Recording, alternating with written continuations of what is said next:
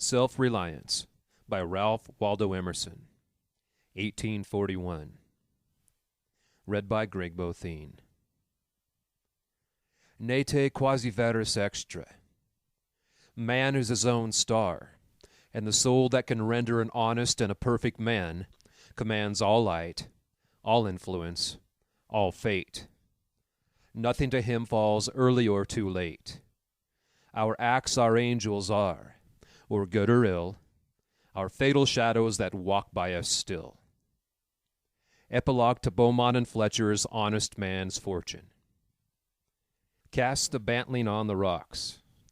Suckle him with the she-wolf's teat. Wintered with the hawk and fox. Power and speed be hands and feet. I read the other day some verses written by an eminent painter which were original and not conventional. The soul always hears an admonition in such lines, let the subject be what it may. The sentiment they instill is of more value than any thought they may contain. To believe your own thought, to believe that what is true for you in your private heart is true for all men, that is genius. Speak your latent conviction, and it shall be the universal sense. For the inmost in due time becomes the outmost, and our first thought is rendered back to us by the trumpets of the last judgment. Familiar as the voice of the mind is to each, the highest merit we ascribe to Moses, Plato, and Milton is that they said it not books and traditions, and spoke not what men but what they thought. A man should learn to detect and watch that gleam of light which flashes across his mind from within, more than the luster of the firmament of bards and sages. Yet he dismisses without notice his thought, because it is his. In every work of genius we recognize our own rejected thoughts. They come back to us with a certain alienated majesty. Great works of art have no more affecting lesson for us than this. They teach us to abide by our spontaneous impression with good-humored inflexibility than most when the whole cry of voices is on the other side. Else, tomorrow a stranger will say with masterly good sense precisely what we have thought and felt all the time, and we shall be forced to take with shame our own opinion from another. There is a time in every man's education when he arrives at the conviction that envy is ignorance, that imitation is suicide, that he must take himself for better, for worse, as his portion, that though the wide universe is full of good, no kernel of nourishing corn can come to him but through his toil, bestowed on that plot of ground which is given to him to till. The power which resides in him is new in nature, and none but he knows what that is which he can do, nor does he know until he is tried. Not for nothing one face, one character, one fact, makes much impression on him, and another none. This sculpture in the memory is not without pre-established harmony. The eye was placed where one ray should fall, that it might testify of that particular ray. We but half express ourselves, and are ashamed of that divine idea which each of us represents. It may be safely trusted as proportionate and of good issues, so it be faithfully imparted, but God will not have his work made manifest by cowards. A man is relieved and gay when he has put his heart into his work and done his best, but what he has said or done otherwise shall give him no peace. It is a deliverance which does not deliver. In the attempt his genius deserts him. No muse befriends, no invention, no hope. Trust thyself. Every heart vibrates to that iron string. Accept the place the divine providence has found for you, the society of your contemporaries, the connection of events. Great men have always done so, and confided themselves childlike to the genius of their age, betraying their perception that the absolutely trustworthy was seated at their heart, working through their hands, predominating in all their being.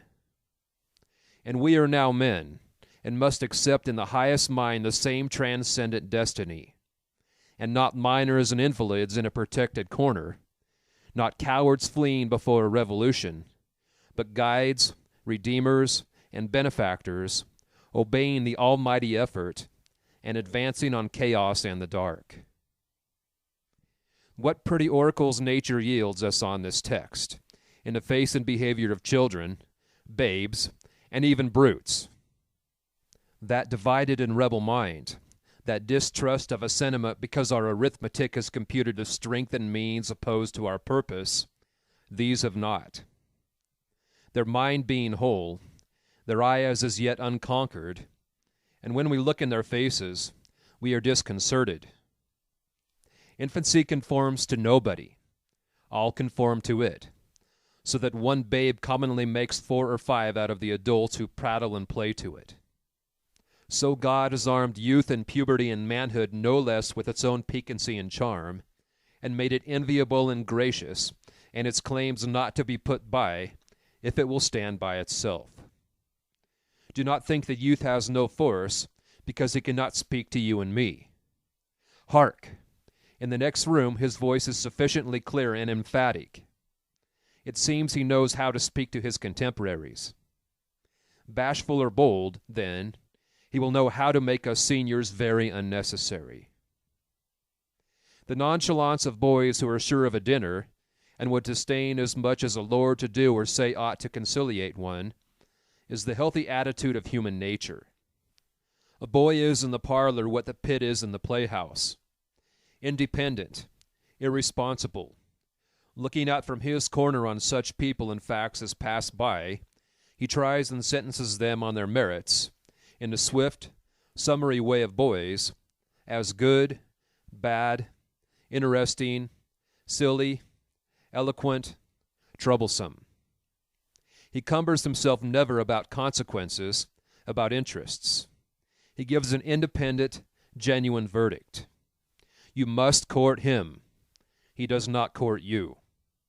But the man is, as it were, clapped into jail by his consciousness. As soon as he has once acted or spoken with éclat, he is a committed person, watched by the sympathy or the hatred of hundreds, whose affections must now enter into his account. There is no lethe for this. Ah, that he could pass again into his neutrality! Who can thus avoid all pledges, and having observed, observe again from the same unaffected, unbiased, unbribable, unaffrighted innocence, must always be formidable. He would utter opinions on all passing affairs, which being seen to be not private, but necessary, would sink like darts into the ear of men, and put them into fear. These are the voices which we hear in solitude, but they grow faint and inaudible as we enter into the world. Society everywhere is in conspiracy against the manhood of every one of its members. Society is a joint stock company in which the members agree, for the better securing of his bread to each shareholder, to surrender the liberty and culture of the eater. The virtue in most request is conformity. Self-reliance is its aversion. It loves not realities and creators, but names and customs. Whoso would be a man must be a nonconformist. He who would gather immortal palms must not be hindered by the name of goodness, but must explore if it be goodness. Nothing is at last sacred but the integrity of your own mind. Absolve you to yourself, and you shall have the suffrage of the world. I remember an answer which when quite young I was prompted to make to a valued adviser, who was wont to importune me with the dear old doctrines of the church. On my saying, "What have I to do with the sacredness of traditions, if I live wholly from within?" my friend suggested, "But these impulses may be from below, not from above." I replied, "They do not seem to me to be such, but if I am the devil's child, I will live then from the devil. No law can be sacred to me but that of my nature. Good and bad are but names very readily transferable to that or this. The only right is what is after my constitution. The only wrong what is against it. A man is to carry himself in the presence of all opposition, as if everything were titular and ephemeral, but he. I am ashamed to think how easily we capitulate to badges and names, to large societies and dead institutions. Every decent and well-spoken individual affects and sways me more than is right. I ought to go upright and vital, and speak the rude truth in all ways. If malice and vanity wear the coat of philanthropy, shall that pass?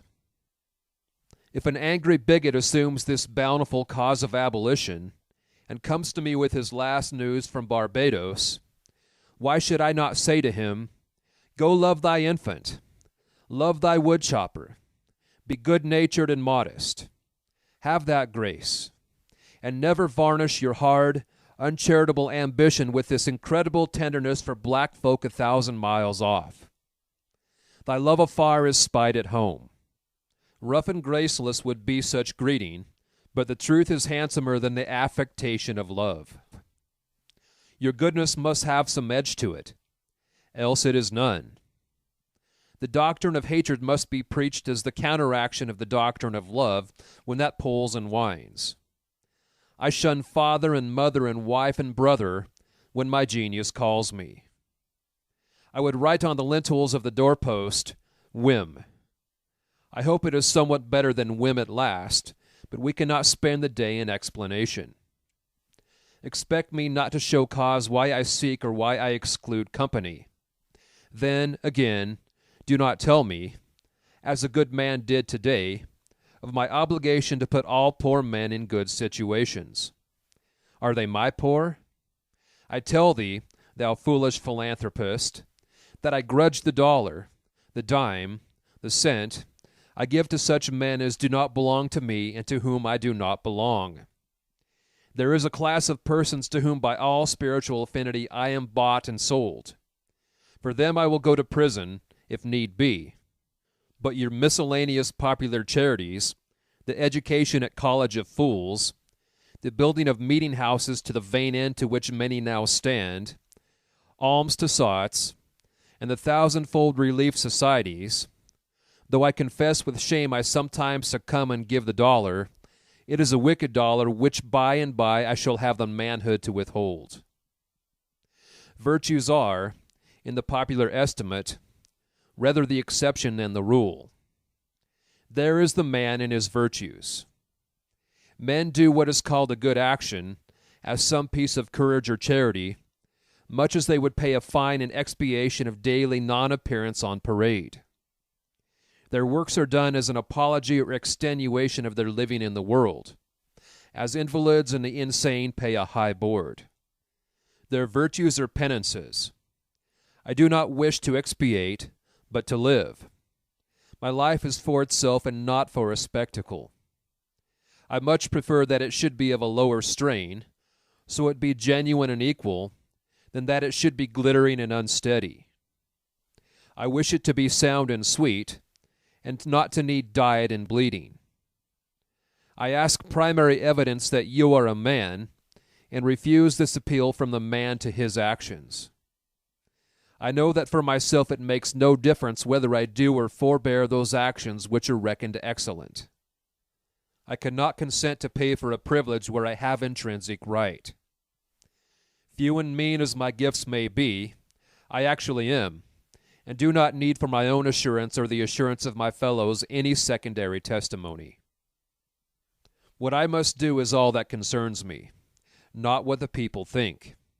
This rule, equally arduous in actual and in intellectual life, may serve for the whole distinction between greatness and meanness. It is the harder, because you will always find those who think they know what is your duty better than you know it. It is easy in the world to live after the world's opinion. It is easy in solitude to live after our own, but the great man is he who in the midst of the crowd keeps with perfect sweetness the independence of solitude. The objection to conforming to usages that have become dead to you is that it scatters your force. It loses your time and blurs the impression of your character.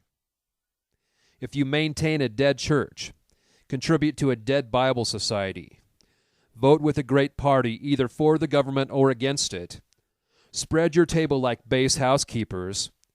Under all these screens I have difficulty to detect the precise man you are.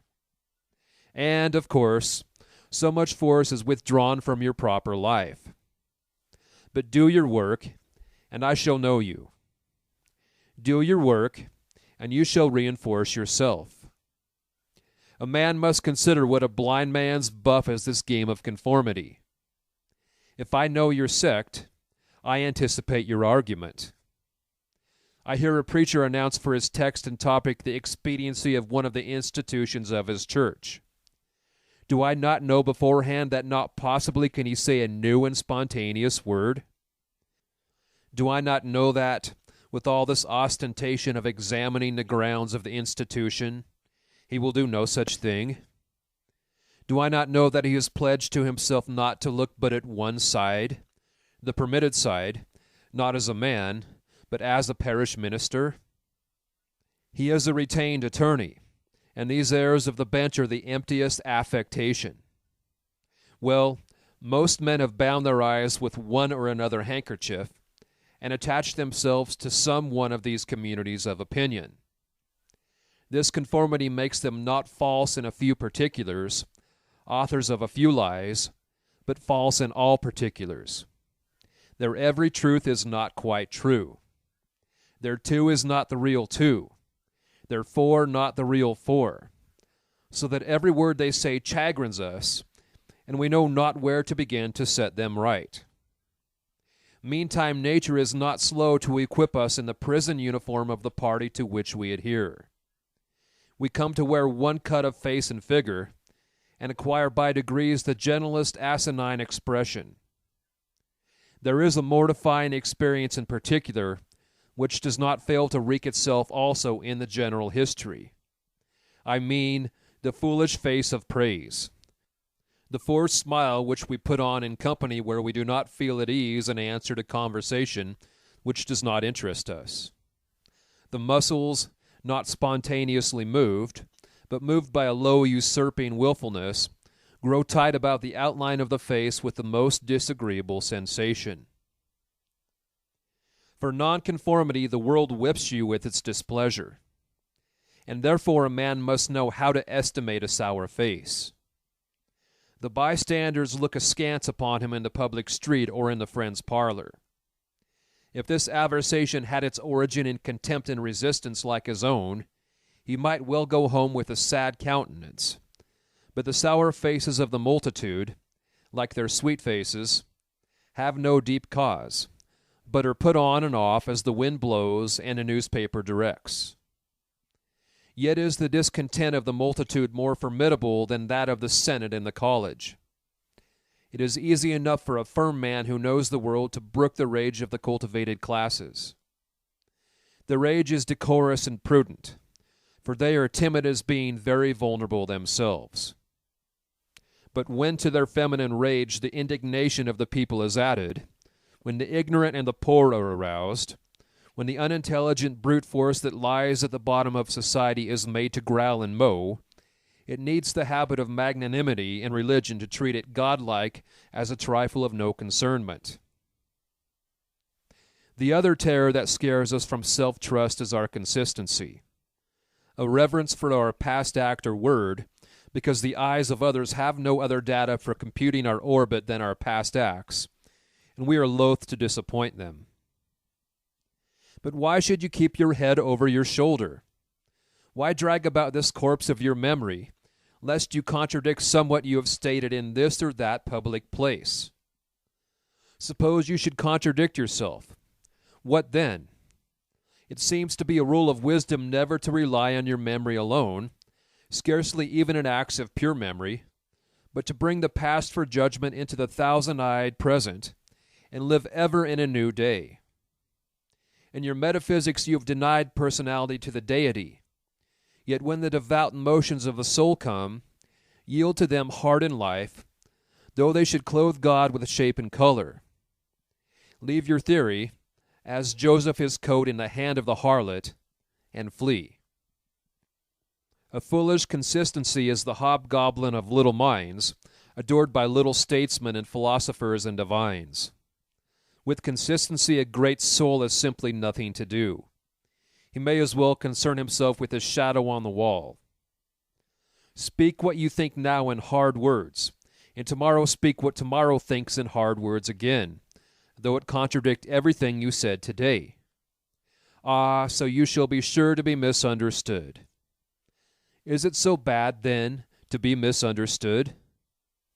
Pythagoras was misunderstood, and Socrates, and Jesus, and Luther, and Copernicus, and Galileo, and Newton, and every pure and wise spirit that ever took flesh. To be great is to be misunderstood. I suppose no man can violate his nature. All the sallies of his will are rounded in by the law of his being, as the inequalities of Andes and Himalaya are insignificant in the curve of the sphere. Nor does it matter how you gauge and try him. A character is like an acrostic or Alexandrian stanza. Read it forward, backward, or across, it still spells the same thing. In this pleasing, contrite wood life which God allows me, let me record day by day my honest thought without prospect or retrospect, and, I cannot doubt, it will be found symmetrical, though I mean it not, and see it not. My book should smell of pines and resound with the hum of insects. The swallow over my window should interweave that thread or straw he carries in his bill into my web also. We pass for what we are. Character teaches above our wills. Men imagine that they communicate their virtue or vice only by overt actions, and do not see that virtue or vice emit a breath every moment. There will be an agreement in whatever variety of actions, so they be each honest and natural in their hour. For of one will, the actions will be harmonious, however unlike they seem. These varieties are lost sight of at a little distance, at a little height of thought. One tendency unites them all. The voyage of the best ship is a zigzag line of 100 tacks. See the line from a sufficient distance, and it straightens itself to the average tendency. Your genuine action will explain itself, and will explain your other genuine actions.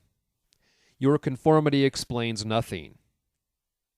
Act singly, and what you have already done singly will justify you now. Greatness appeals to the future. If I can be firm enough today to do right, and scorn eyes, I must have done so much right before as to defend me now. Be it how it will, do right now. Always scorn appearances, and you always may. The force of character is cumulative. All the foregone days of virtue work their health into this. What makes the majesty of the heroes of the Senate in the field, which so fills the imagination?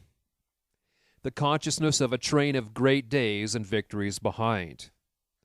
They shed a united light on the advancing actor. He is attended as by a visible escort of angels. That is it which throws thunder into Chatham's voice, and dignity into Washington's port, and America into Adam's eye. Honor is venerable to us because it has no ephemeris. It is always ancient virtue. We worship it today because it is not of today.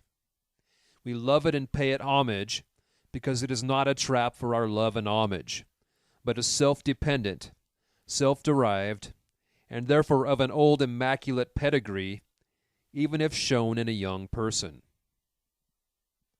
I hope in these days we have heard the last of conformity and consistency. Let the words be gazetted and ridiculous henceforward. Instead of the gong for dinner, let us hear a whistle from the Spartan fife. Let us never bow and apologize more. A great man is coming to eat at my house. I do not wish to please him. I wish that he should wish to please me. I will stand here for humanity, and though I would make it kind, I would make it true. Let us affront and reprimand the smooth mediocrity and squalid contentment of the times, and hurl in the face of custom and trade and office the fact which is the upshot of all history, that there is a great responsible thinker and actor working wherever a man works, that a true man belongs to no other time or place, but is the center of things. Where he is, there is nature. He measures you and all men and all events. Ordinarily, everybody in society reminds us of somewhat else or of some other person. Character, reality, reminds you of nothing else. It takes place of the whole creation. The man must be so much that he must make all circumstances indifferent. Every true man is a cause, a country, and an age, requires infinite spaces and numbers and time fully to accomplish his design, and posterity seem to follow his steps as a train of clients. A man Caesar is born, and for ages after we have a Roman Empire. Christ is born, and millions of minds so grow and cleave to his genius that he is confounded with virtue and the possible of man. An institution is the lengthened shadow of one man, as monachism of the hermit Antony, the Reformation of Luther, Quakerism of Fox, Methodism of Wesley, abolition of Clarkson, Scipio, Milton called the height of Rome, and all history resolves itself very easily into the biography of a few stout and earnest persons. Let a man then know his worth, and keep things under his feet. Let him not peep or steal, or skulk up and down with the air of a charity boy, a bastard, or an interloper, in the world which exists for him. But the man in the street, finding no worth in himself which corresponds to the force which built a tower or sculptured a marble god, feels poor when he looks on these. To him a palace, a statue, or a costly book have an alien and forbidding air, much like a gay equipage, and seem to say like that, "Who are you, sir?" Yet they all are his, suitors for his notice, petitioners to his faculties that they will come out and take possession. The picture waits for my verdict. It is not to command me, but I am to settle its claims to praise. That popular fable of the sot who was picked up dead drunk in the street, carried to the Duke's house, washed and dressed and laid in the Duke's bed, and, on his waking, treated with all obsequious ceremony like the Duke, and assured that he had been insane, owes its popularity to the fact that it symbolizes so well the state of man, who is in the world a sort of sot, but now and then wakes up, exercises his reason, and finds himself a true prince. Our reading is mendicant and sycophantic. In history, our imagination plays us false. Kingdom and lordship, power and estate, are a gaudier vocabulary than Private John and Edward in a small house and common day's work. But the things of life are the same to both. The sum total of both is the same. Why all this deference to Alfred and Skanderberg and Gustavus? Suppose they were virtuous. Did they wear out virtue? As great a stake depends on your private act today as followed their public and renowned steps. When private men shall act with original views, the luster will be transferred from the actions of kings to those of gentlemen. The world has been instructed by its kings, who have so magnetized the eyes of nations. It has been taught by this colossal symbol of the mutual reverence that is due from man to man. The joyful loyalty with which men have everywhere suffered the king, the noble, or the great proprietor to walk among them by a law of his own, make his own scale of men and things, and reverse theirs, pay for benefits not with money but with honor, and represent the law in his person, was the hieroglyphic by which they obscurely signified their consciousness of their own rights and comeliness, the right of every man. The magnetism which all original action exerts is explained when we inquire the reason of self-trust. Who is the trustee? What is the aboriginal self on which a universal reliance may be grounded?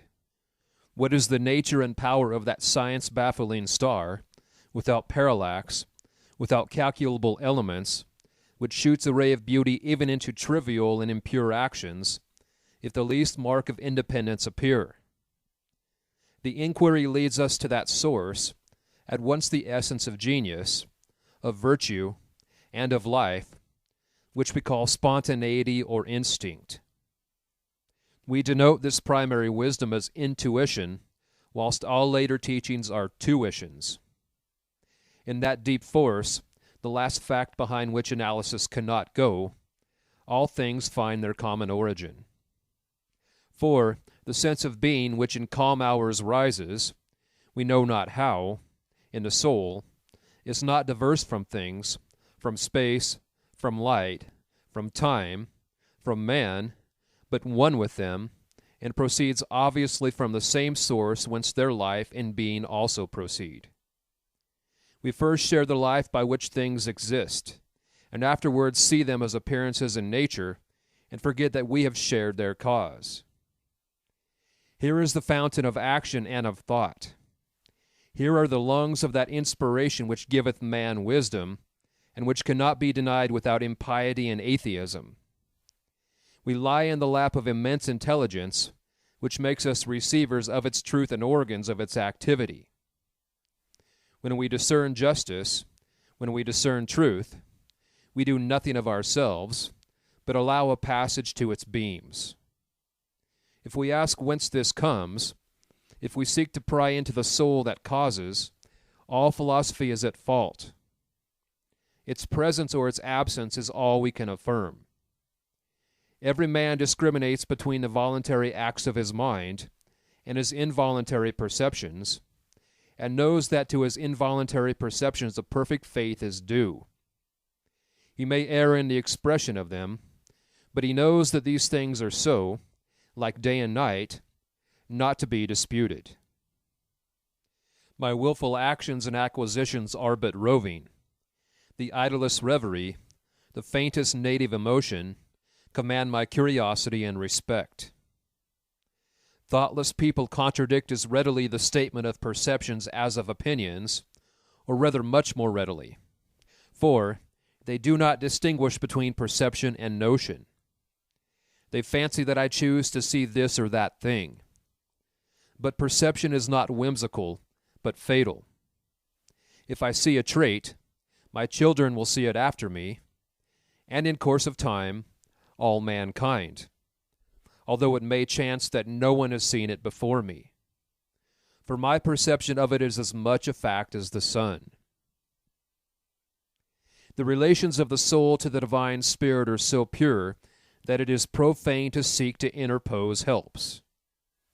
It must be that when God speaketh he should communicate, not one thing, but all things, should fill the world with his voice, should scatter forth light, nature, time, souls, from the center of the present thought, and new date and new create the whole.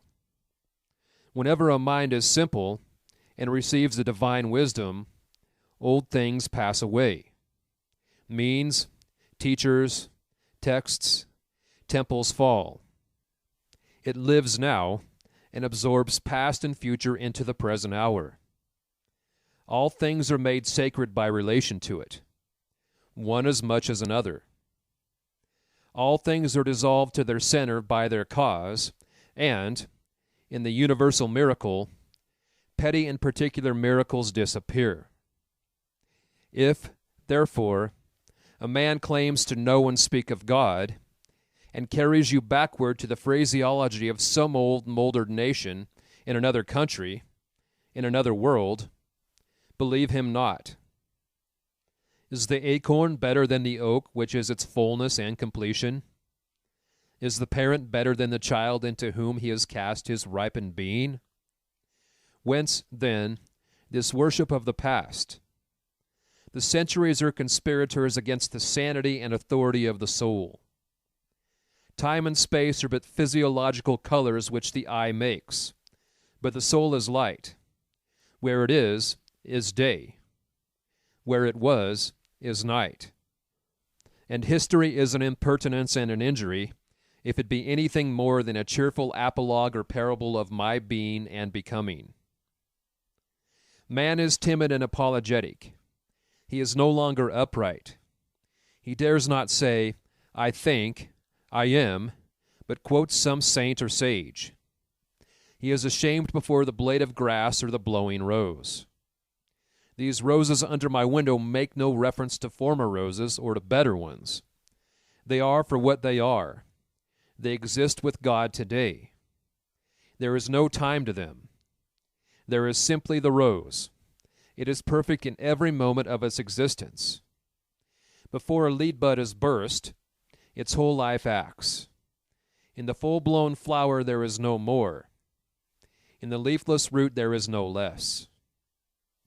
Its nature is satisfied, and it satisfies nature, in all moments alike. But man postpones or remembers. He does not live in the present, but with reverted eye laments the past, or, heedless of the riches that surround him, stands on tiptoe to foresee the future. He cannot be happy and strong until he too lives with nature in the present, above time. This should be plain enough. Yet what strong intellects dare not yet hear God himself, unless he speak the phraseology of I know not what David, or Jeremiah, or Paul. We shall not always set so great a price on a few texts, on a few lives. We are like children who repeat by rote the sentences of grandames and tutors, and, as they grow older, of the men of talents and character they chance to see, painfully recollecting the exact words they spoke. Afterwards, when they come into the point of view which those had who uttered these sayings, they understand them, and are willing to let the words go. For, at any time, they can use words as good when occasion comes. If we live truly, we shall see truly. It is as easy for the strong man to be strong as it is for the weak to be weak.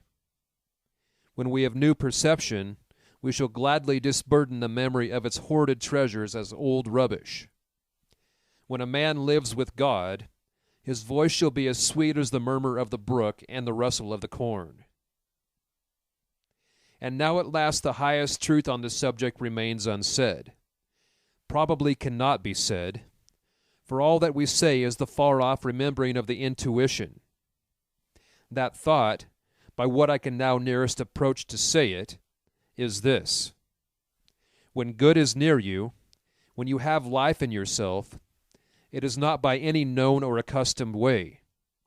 You shall not discern the footprints of any other. You shall not see the face of man. You shall not hear any name. The way, the thought, the good, shall be wholly strange and new. It shall exclude example and experience. You take the way from man, not to man. All persons that ever existed are its forgotten ministers. Fear and hope are alike beneath it. There is somewhat low even in hope. In the hour of vision, there is nothing that can be called gratitude, nor properly joy. The soul raised over passion beholds identity and eternal causation, perceives the self-existence of truth and right, and calms itself with knowing that all things go well. Vast spaces of nature, the Atlantic Ocean, the South Sea, long intervals of time, years, centuries, are of no account. This which I think and feel underlay every former state of life and circumstances, as it does underlie my present, and what is called life, and what is called death. Life only avails, not the having lived. Power ceases in the instant of repose. It resides in the moment of transition from a past to a new state, in the shooting of the gulf, in the darting to an aim.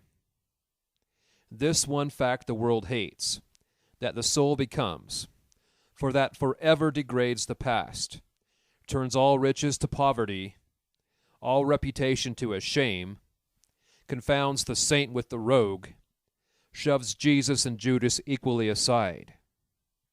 Why, then, do we prate of self-reliance? Inasmuch as the soul is present, there will be power not confident but agent.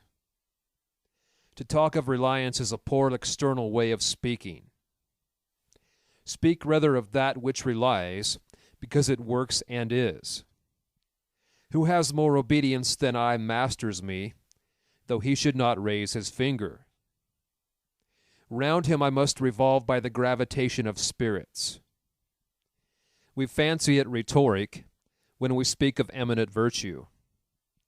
We do not yet see that virtue is height, and that a man or a company of men, plastic and permeable to principles, by the law of nature, must overpower and ride all cities, nations, kings, rich men, poets, who are not. This is the ultimate fact which we so quickly reach on this, as on every topic.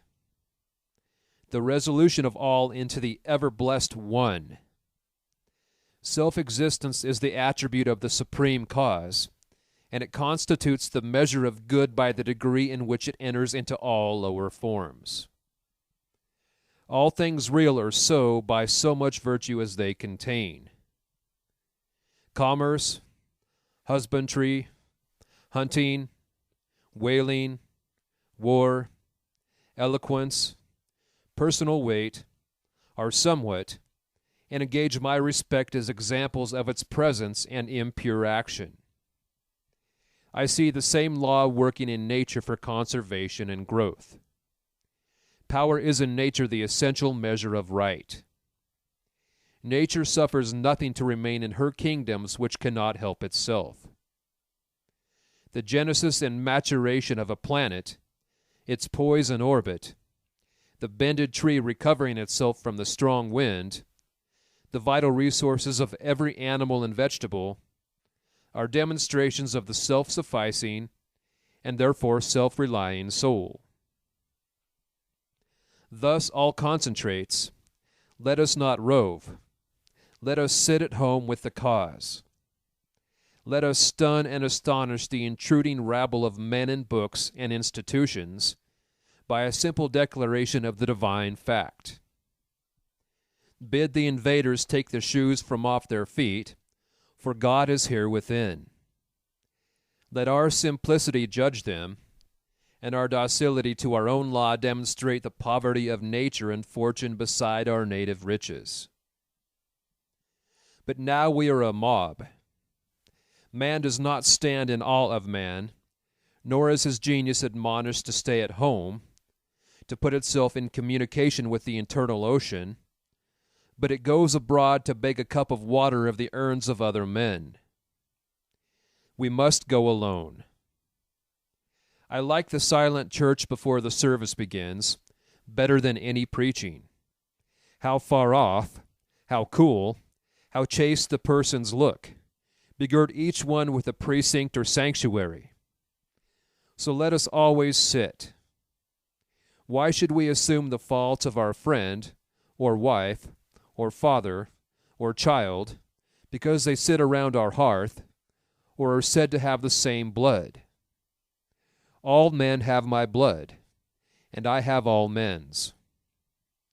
Not for that will I adopt their petulance or folly, even to the extent of being ashamed of it.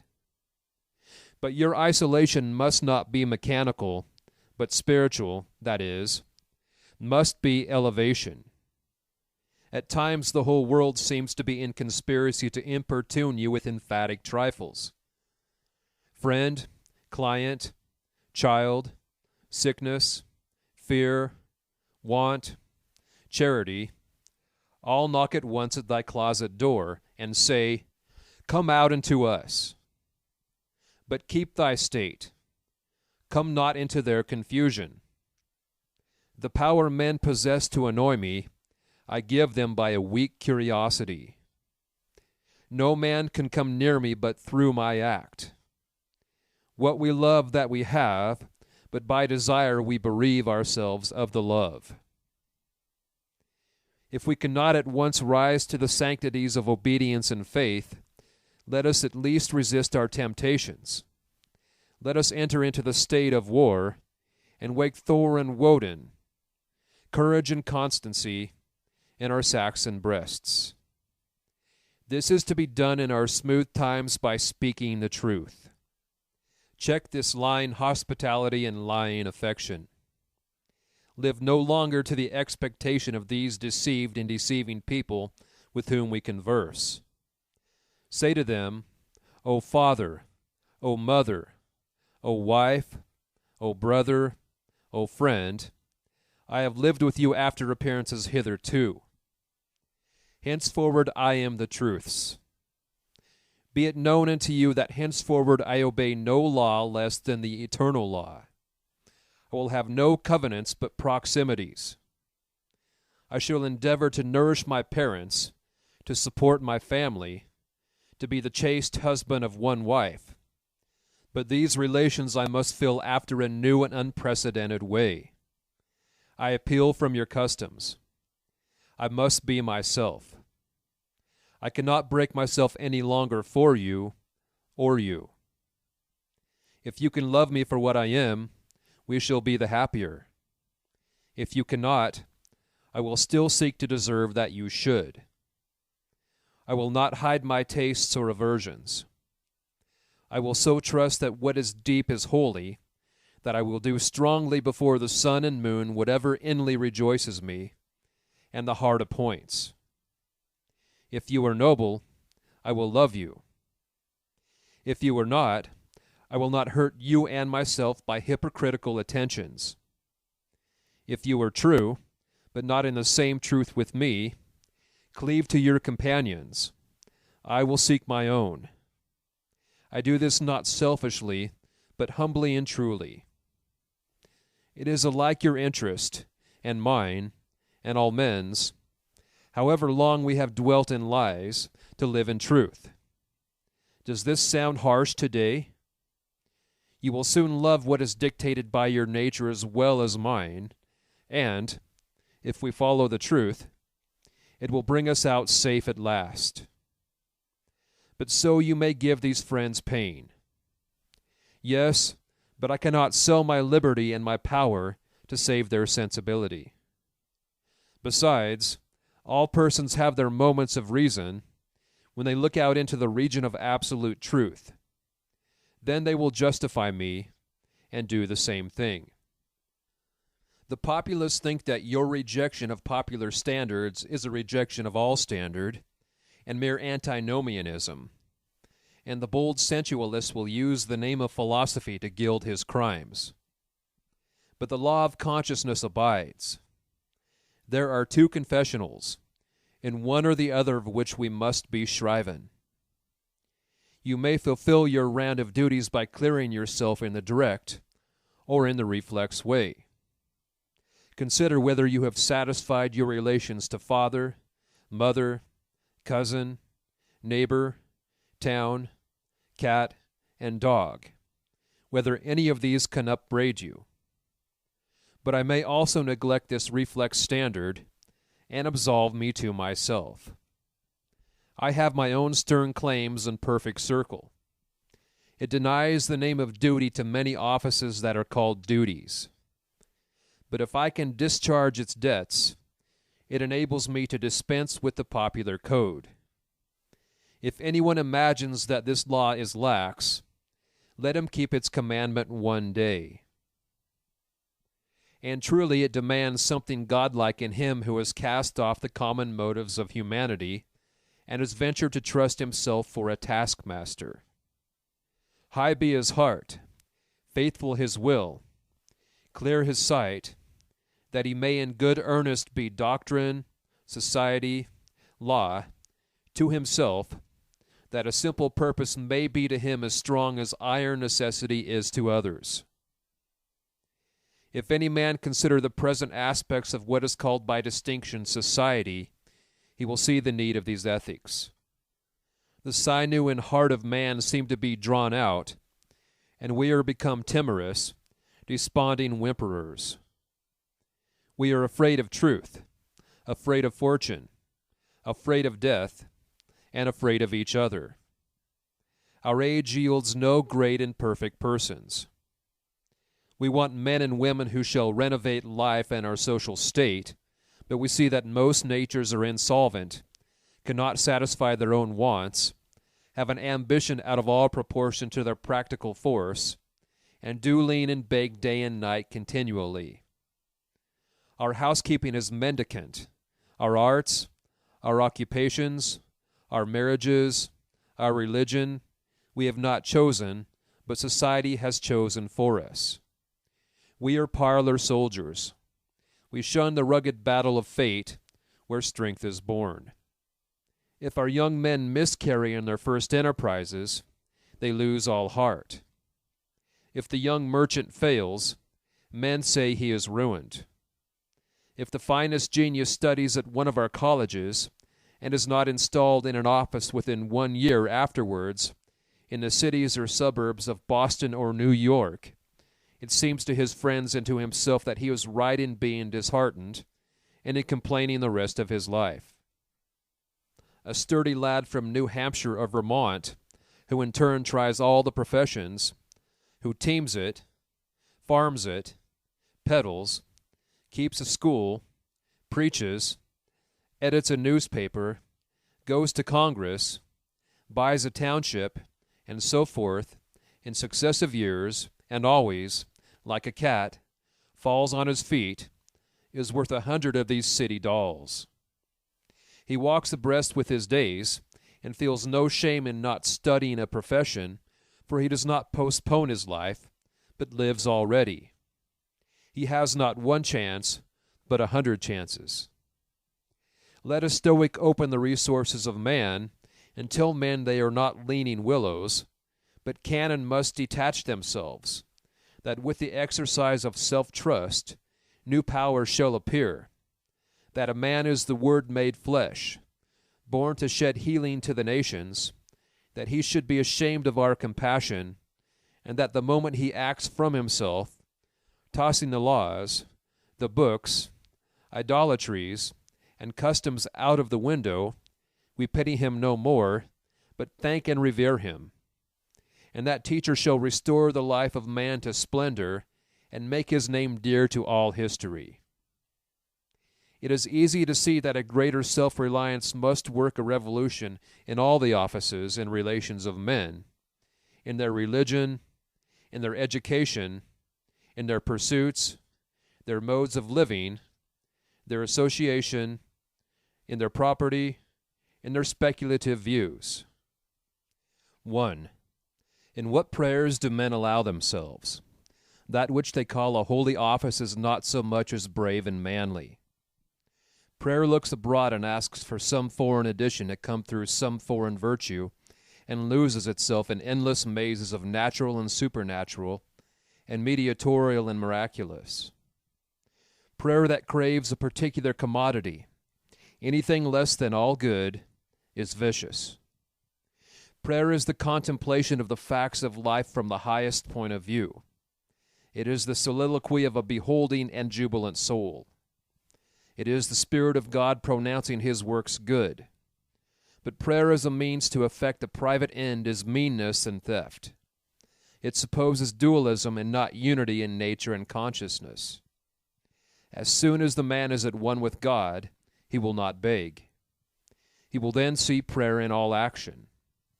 The prayer of the farmer kneeling in his field to weed it, the prayer of the rower kneeling with the stroke of his oar, are true prayers heard throughout nature, though for cheap ends. Karatach, in Fletcher's Bonduca, when admonished to inquire the mind of the god Audete, replies, "His hidden meaning lies in our endeavors. Our valors are our best gods."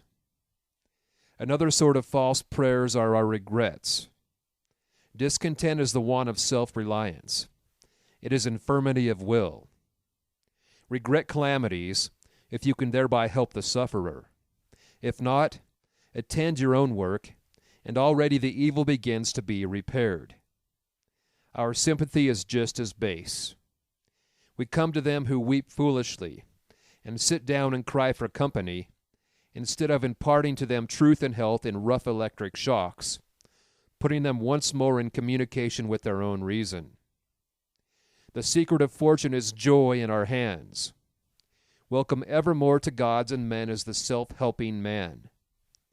For him all doors are flung wide. Him all tongues greet. All honors crown. All eyes follow with desire. Our love goes out to him and embraces him because he did not need it. We solicitously and apologetically caress and celebrate him because he held on his way and scorned our disapprobation. The gods love him because men hated him. To the persevering mortal, said Zoroaster, the blessed immortals are swift. As men's prayers are a disease of the will, so are their creeds a disease of the intellect. They say with those foolish Israelites, "Let not God speak to us, lest we die. Speak thou, speak any man with us, and we will obey." Everywhere I am hindered of meeting God in my brother, because he has shut his own temple doors, and recites fables merely of his brother's, or his brother's brother's God. Every new mind is a new classification. If it prove a mind of uncommon activity and power, a Locke, a Lavoisier, a Hutton, a Bentham, a Fourier, it imposes its classification on other men, and lo, a new system. In proportion to the depth of the thought, and so to the number of the objects it touches and brings within reach of the pupil, is his complacency. But chiefly is this apparent in creeds and churches, which are also classifications of some powerful mind acting on the elemental thought of duty and man's relation to the highest, such as Calvinism, Quakerism, Swedenborgism. The pupil takes the same delight in subordinating everything to the new terminology as a girl who has just learned botany and seen a new earth and new seasons thereby. It will happen for a time that the pupil will find his intellectual power has grown by the study of his master's mind. But in all unbalanced minds, the classification is idolized, passes for the end, and not for a speedily exhaustible means, so that the walls of the system blend to their eye in the remote horizon with the walls of the universe. The luminaries of heaven seem to them hung on the arch their masters built. They cannot imagine how you aliens have any right to see, how you can see. It must be somehow that you stole the light from us. They do not yet perceive that light, unsystematic, indomitable, will break into any cabin, even into theirs. Let them chirp a while and call it their own. If they are honest and do well, presently their neat new pinfold will be too straight and low, will crack, will lean, will rot and vanish, and the immortal light, all young and joyful, million-orbed, million-colored, will beam over the universe as on the first morning. 2. It is for want of self-culture that the superstition of traveling, whose idols are Italy, England, Egypt, retains its fascination for all educated Americans. They who made England, Italy, or Greece venerable in the imagination did so by sticking fast where they were, like an axis of the earth. In manly hours, we feel that duty is our place. The soul is no traveler. The wise man stays at home, and when his necessities, his duties, on any occasion call him from his house, or into foreign lands, he is at home still, and shall make men sensible by the expression of his countenance, that he goes the missionary of wisdom and virtue, and visits cities and men like a sovereign, and not like an interloper or a valet. I have no churlish objection to the circumnavigation of the globe, for the purposes of art, of study, and benevolence, so that the man is first domesticated, or does not go abroad with the hope of finding somewhat greater than he knows. He who travels to be amused, or to get somewhat which he does not carry, travels away from himself, and grows old even in youth among old things. In Thebes, in Palmyra, his will and mind have become old and dilapidated as they. He carries ruins to ruins. Traveling is a fool's paradise. Our first journeys discover to us the indifference of places. At home I dream that at Naples, at Rome, I can be intoxicated with beauty and lose my sadness.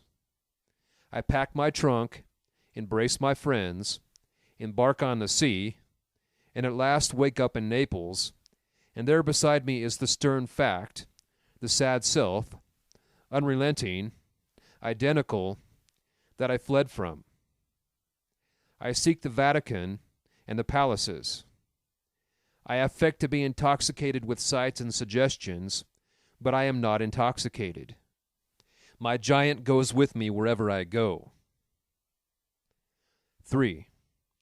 But the rage of traveling is a symptom of a deeper unsoundness affecting the whole intellectual action. The intellect is vagabond, and our system of education fosters restlessness. Our minds travel when our bodies are forced to stay at home.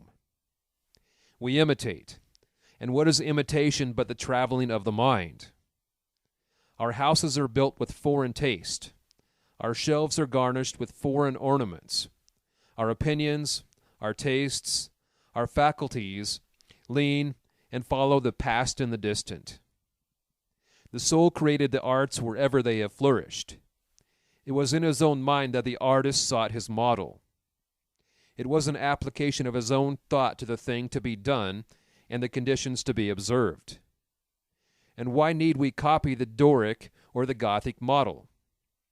Beauty, convenience, grandeur of thought, and quaint expression are as near to us as any, and if the American artist will study with hope and love the precise thing to be done by him, considering the climate, the soil, the length of the day, the wants of the people, the habit and form of the government, he will create a house in which all these will find themselves fitted, and taste and sentiment will be satisfied also. Insist on yourself. Never imitate. Your own gift you can present every moment with the cumulative force of a whole life's cultivation, but of the adopted talent of another, you have only an extemporaneous half-possession. That which each can do best, none but his Maker can teach him. No man yet knows what it is, nor can, till that person has exhibited it. Where is the master who could have taught Shakespeare? Where is the master who could have instructed Franklin, or Washington, or Bacon, or Newton? Every great man is a unique. The Scipionism of Scipio is precisely that part he could not borrow. Shakespeare will never be made by the study of Shakespeare. Do that which is assigned you, and you cannot hope too much or dare too much. There is at this moment for you an utterance brave and grand as that of the colossal chisel of Phidias, or trowel of the Egyptians, or the pen of Moses, or Dante, but different from all these. Not possibly will the soul all rich, all eloquent, with thousand-cloven tongue, deign to repeat itself. But if you can hear what these patriarchs say, surely you can reply to them in the same pitch of voice. For the ear and the tongue are two organs of one nature. Abide in the simple and noble regions of thy life, obey thy heart, and thou shalt reproduce the foreworld again. 4. As our religion, our education, our art look abroad, so does our spirit of society. All men plume themselves on the improvement of society, and no man improves. Society never advances. It recedes as fast on one side as it gains on the other. It undergoes continual changes. It is barbarous. It is civilized. It is Christianized. It is rich. It is scientific. But this change is not amelioration. For everything that is given, something is taken. Society acquires new arts and loses old instincts. What a contrast between the well-clad, reading, writing, thinking American with a watch, a pencil, and a bill of exchange in his pocket, and the naked New Zealander whose property is a club, a spear, a mat, and an undivided 20th of a shed to sleep under. But compare the health of the two men, and you shall see that the white man has lost his aboriginal strength. If the traveler tells us truly, strike the savage with a broad axe, and in a day or two the flesh shall unite and heal as if you struck the blow into soft pitch, and the same blow shall send the white to his grave. The civilized man has built a coach, but has lost the use of his feet. He is supported on crutches, but lacks so much support of muscle. He has a fine Geneva watch, but he fails of the skill to tell the hour by the sun. A Greenwich nautical almanac he has, and so being sure of the information when he wants it, the man in the street does not know a star in the sky. The solstice he does not observe, the equinox he knows as little, and the whole bright calendar of the year is without a dial in his mind. His notebooks impair his memory. His libraries overload his wit. The insurance office increases the number of accidents, and it may be a question whether machinery does not encumber, whether we have not lost by refinement some energy, by a Christianity entrenched in establishments and forms, some vigor of wild virtue. For every Stoic was a Stoic, but in Christendom where is the Christian? There is no more deviation in the moral standard than in the standard of height or bulk. No greater men are now than ever were.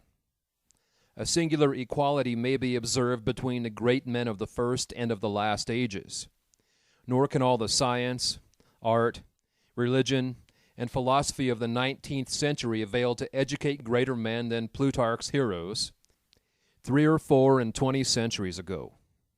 Not in time is the race progressive. Phocion, Socrates, Anaxagoras, Diogenes are great men, but they leave no class. He who is really of their class will not be called by their name, but will be his own man, and, in his turn, the founder of a sect. The arts and inventions of each period are only its costume, and do not invigorate men. The harm of the improved machinery may compensate its good. Hudson and Bering accomplished so much in their fishing boats as to astonish Perry and Franklin, whose equipment exhausted the resources of science and art. Galileo, with an opera glass, discovered a more splendid series of celestial phenomena than anyone since. Columbus found the New World in an undecked boat. It is curious to see the periodical disuse and perishing of means and machinery, which were introduced with loud laudation a few years or centuries before. The great genius returns to essential man. We reckon the improvements of the art of war among the triumphs of science, and yet Napoleon conquered Europe by the bivouac, which consisted of falling back on naked valor and disencumbering it of all aids. The emperor held it impossible to make a perfect army, says Las Casas, without abolishing our arms, magazines, commissaries, and carriages, until, in imitation of the Roman custom, the soldier should receive his supply of corn, grind it in his hand mill, and bake his bread himself. Society is a wave. The wave moves onward, but the water of which it is composed does not. The same particle does not rise from the valley to the ridge. Its unity is only phenomenal. The persons who make up a nation today, next year die, and their experience with them. And so the reliance on property, including the reliance on governments which protect it, is the want of self-reliance. Men have looked away from themselves and at things so long that they have come to esteem the religious, learned, and civil institutions as guards of property, and they deprecate assaults on these because they feel them to be assaults on property. They measure their esteem of each other by what each has, and not by what each is. But a cultivated man becomes ashamed of his property out of new respect for his nature. Especially he hates what he has if he sees that it is accidental, came to him by inheritance or gift or crime. Then he feels that it is not having. It does not belong to him, has no root in him, and merely lies there because no revolution or no robber takes it away. But that which a man is, does always by necessity acquire, and that what the man acquires is living property, which does not wait the beck of rulers, or mobs, or revolutions, or fire, or storm, or bankruptcies, but perpetually renews itself wherever the man breathes. Thy latter portion of life